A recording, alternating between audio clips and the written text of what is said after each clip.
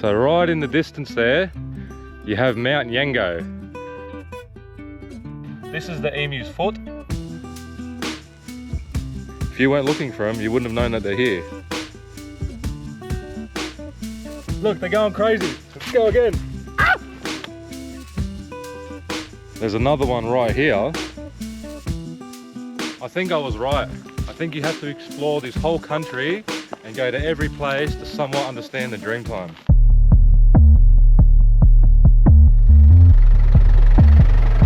Get 'em mugs! What's going on, peoples? We're here at Mt Yengo National Park. So today we have a few things in store for you. So first we're going to go to Finchley's Aboriginal rock carving site, and then we're going to go to Mt Yengo and explain the history here with Aboriginal people. And let me tell you, there's a lot of history here for the Aboriginal people. So this place here is supposed to be the Uluru of the East. So there's a lot of history here. When we get into the bushes and we get a bit further in, we'll give you more details.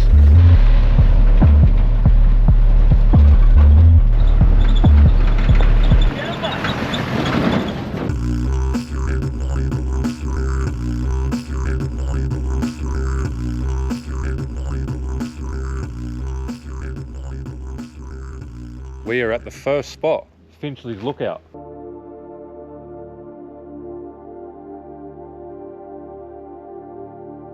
Alright, follow me up the stairs and let's have a look at this view.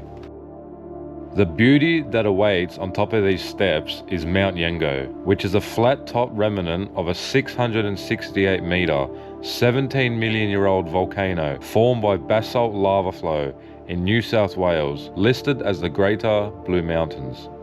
Wow, what a view. So right in the distance there, you have Mt Yengo, a place that is rich with plant diversity and indigenous heritage and contains over 640 recorded cultural sites, from rock carvings, hand paintings and charcoal drawings. It wasn't a place for permanent settlement, although different tribes and different mobs did live in the surrounding areas, as it was a meeting point for trading, ceremonies, initiation rituals and social exchange. But most importantly of all, it ties back to our friend, the creator spirit, Biami. Check out my previous video to see Biami's cave. The story is said that after Biami had created the world, shaped the land and had given law, knowledge and ceremony, he had decided on choosing Mt Yengo for his departure, as it was the highest point for his ascension back into the dreaming. So he stepped off the top of Mt Yengo and into the sky, with the force of his jump so great that it flattened the mountain, where there is still visible indentation. This is why Mt Yengo is one of the most sacred sites for the indigenous of New South Wales and is known as the Uluru of the East.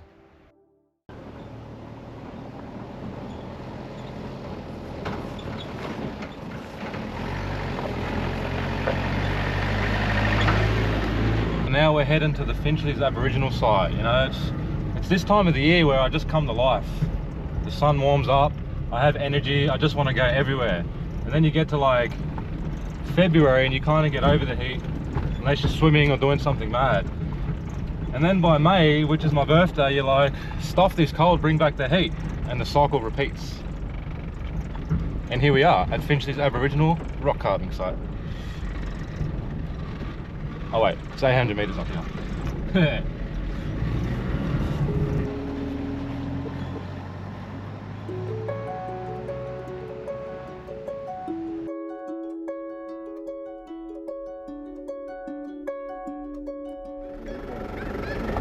Yengo is 14.1k. Howells Trail and Cuddy Road, 31k.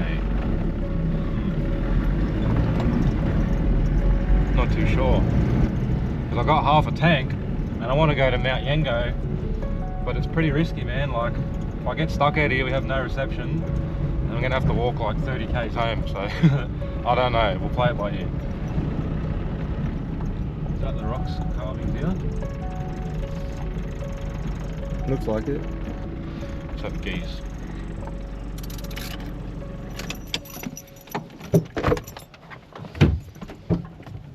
Okay, so welcome to Finchley's Aboriginal area. The Aboriginals believe walking barefoot will connect the soles of the feet to the soles of the earth. And with each step, the earth will tell you some stories. So I'm gonna take my thongs off. I'm gonna go barefoot. Let's try and find some of these carvings. Let's see what the earth tells us. Let's go.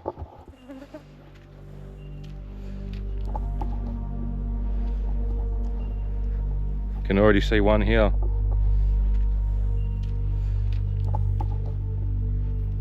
So this place has been damaged a little bit over the years. You've had people come over here with vehicles that have worn the carvings out. You've had people come here doing their own carvings, and look, you get people putting their name in the rocks. I found a name there, and I found another name up here.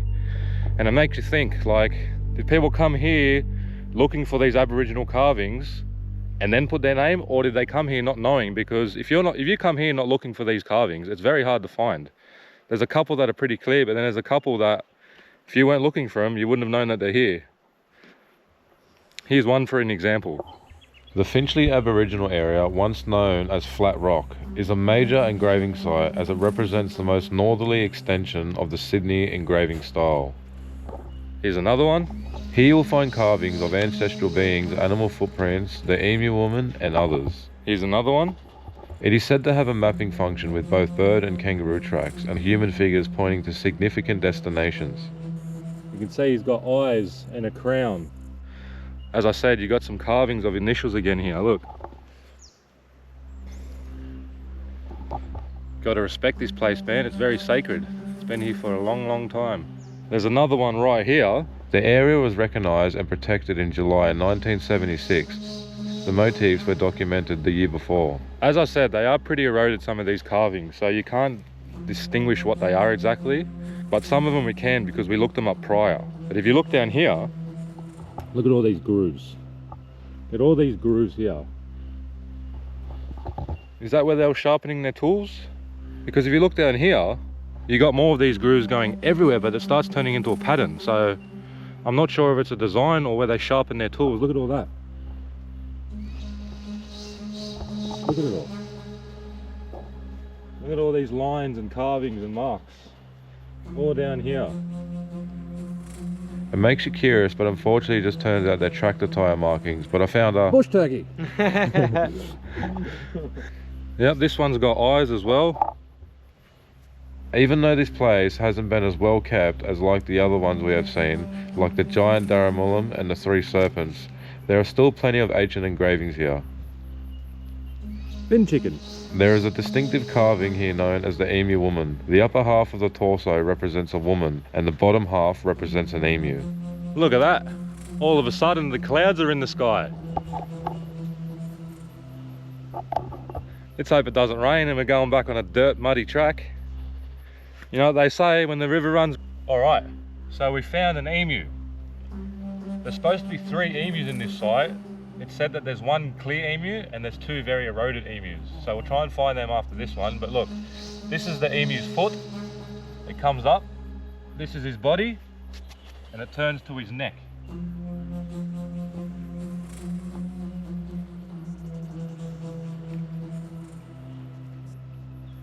So right here, you have another carving. But I can't distinguish what this one is. It's very hard to see. Overcast and you have no sun at the moment, but I know there is a koala emu lady here somewhere. I'm trying to find that one specifically. There's definitely something here and there's definitely something here. So you're going off here, when you look at here, it's very hard to distinguish. I can see a head, an arm, that's the back going down to the leg. Now we'll move on to this spot and see if we can get some more footage of the ones down here. By the way, it actually feels really good walking barefoot. Way better than thongs. I know one of these carvings up here is Biami. I'm not sure if there's 2 of him or 1, but they both have the crown. See here? There's 2 eyes, and that's the crown, and that's his arms going down with the body down here.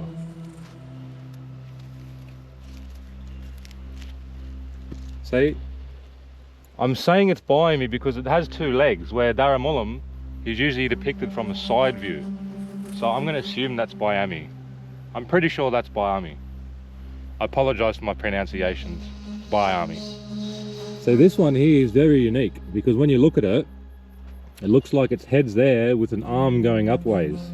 And you come down to its body and it's got feet, almost like emu feet. So this very well could be the emu lady. This design here specifically, I've seen at other Aboriginal art sites, and if you guys know what it is, let me know in the comment section. It's got two eyes, there's his head, it's got arms going that way, arms going that way, here's his body, he's got two legs and two legs. But when you look here, it's almost as if he's got two wings on each side.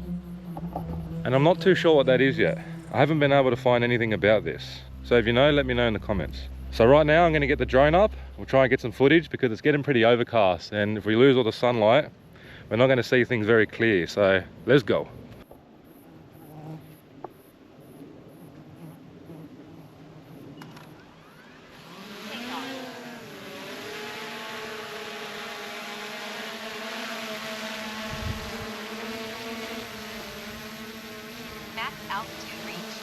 I hate saying this part, but due to colonization and everything that came with it, it means that there's little to no real information on these carvings, although some interpretations and observations have been made.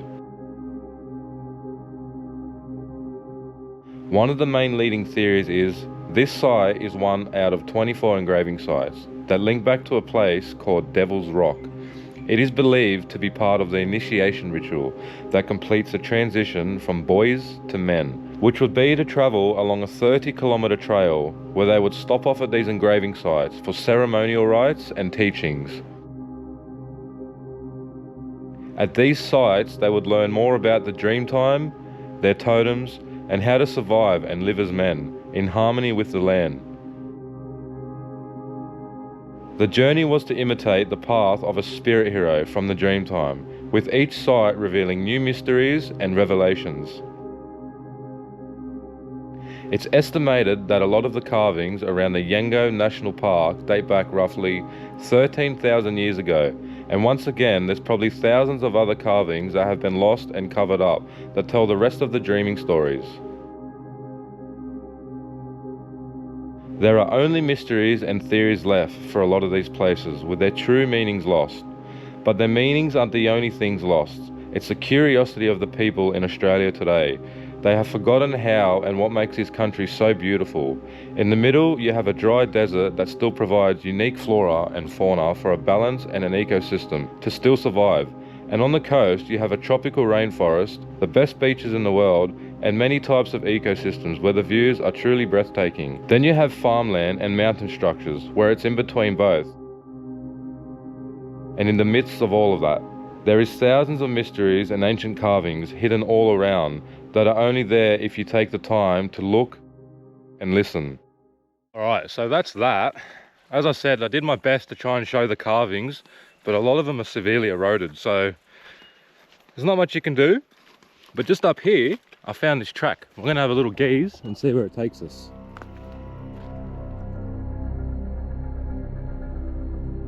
Please take the time to pause and read what's on the screen.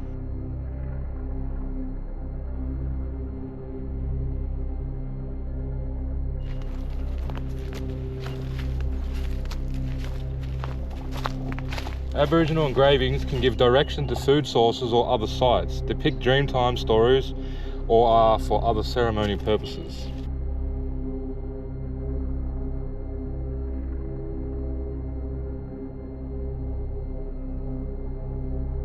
I'm telling you man, it's got to mean something. Thousands and thousands of years of history all over Australia, it has to mean something, man. It has to do something to do with creation. It has to be. Anyways, we'll keep rolling and see what else we can find. I think I was right. I think you have to explore this whole country and go to every place to somewhat understand the Dreamtime, because it is endless knowledge that you can never figure out within a day. You've got to go all over this place to understand it.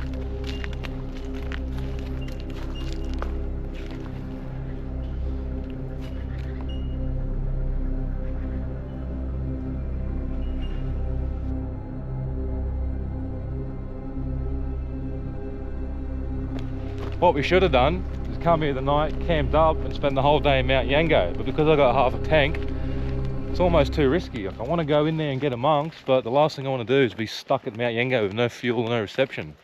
I end up having to cook BJ on the fucking fire.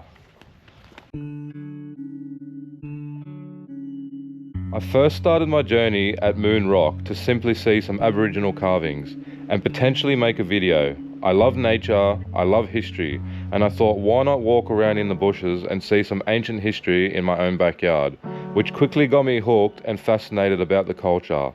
I have found myself on a mission to show not only non-Indigenous people, but to also maybe remind some Indigenous descendants like my mate and my little brother of their roots and help them get back in touch with their culture and inspire people to visit the places where their ancestors once talked, laughed and ate together. Which is why I decided to learn more and educate myself and hopefully others about the beautiful culture and the way of life before we had the luxuries of today and the worries of imbalance of nature.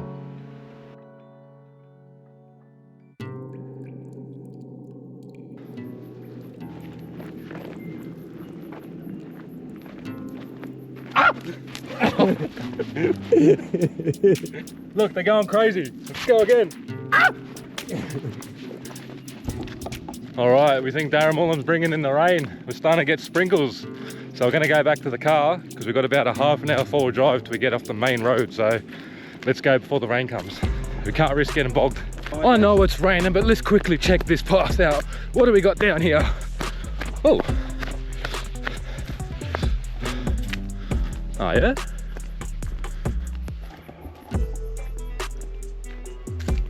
This is a very interesting spot.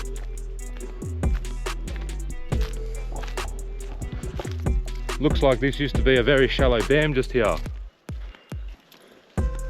Up there you got another track up there too. We'll have a quick look.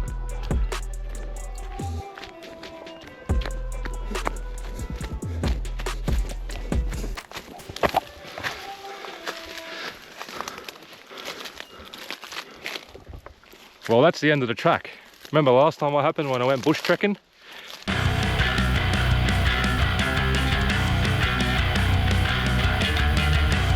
Now I am fucking stuck. Let's go. Woo! The Aboriginal people believe that all these tracks and paths were made by ancient ancestors, and the tracks are known as songlines. If you go off the path and miss a note, you could end up in danger. So we're gonna head back now. The plan was to go to Mt Yengo, but I've got half a tank of fuel and it's another 18 k's to Mt Yengo. And then I've got about another 22 k's back this way, plus maybe another 15, 20 k's to the next servo. So I'm probably not gonna make it. And the last thing I wanna do is be stuck in the bushes with no reception, no food, no water, and no fuel. So hope you guys enjoyed this episode. See you on the next one. Get amongst.